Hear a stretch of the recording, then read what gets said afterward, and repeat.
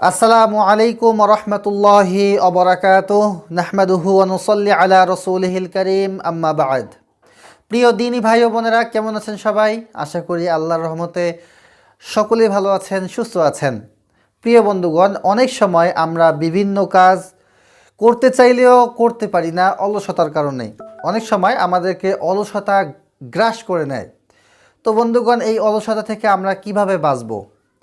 অলসতা থেকে বাঁচার জন্য সবসময় আমাদেরকে সজাগ থাকতে হবে এবং তার সাথে সাথে একটি দোয়া রয়েছে, যে দোয়াটি আপনারা নিয়মিত পাঠ করলে ইনশাআল্লাহ আপনার অলসতা কেটে যাবে।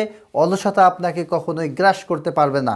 কারণ যে দোয়াটি আজকে আমি আপনাদেরকে বলবো, সেই দোয়াটি স্বয়ং রাসূল সাল্লাল্লাহু আলাইহি ওয়াসাল্লাম নিজেও পাঠ করতেন।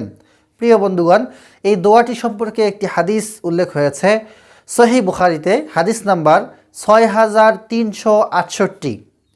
হযরত আয়েশা রাদিয়াল্লাহু তাআলা আনহু হাদিসটি বর্ণনা করেন। তিনি বলেন যে রাসূলুল্লাহ সাল্লাল্লাহু আলাইহি ওয়াসাল্লাম এই দোয়াটি পাঠ করতেন। দোয়াটি হলো, আল্লাহুম্মা ইন্নী আউযু বিকা মিনাল কাসালি। দোয়াটি আমি আবারও বলছি, দোয়াটি হলো আল্লাহুম্মা ইন্নী আউযু বিকা মিনাল কাসালি।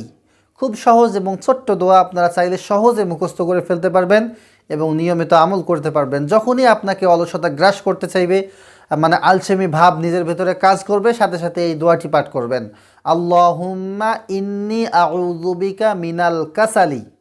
ইনশাআল্লাহ আপনার অলসতা ভাব দূর হয়ে যাবে। আল্লাহ পাক রব্বুল আলামিন অলসতার সময় আমাদেরকে এই দোয়াটি পাঠ করার তৌফিক দান করুন। আল্লাহুম্মা আমিন।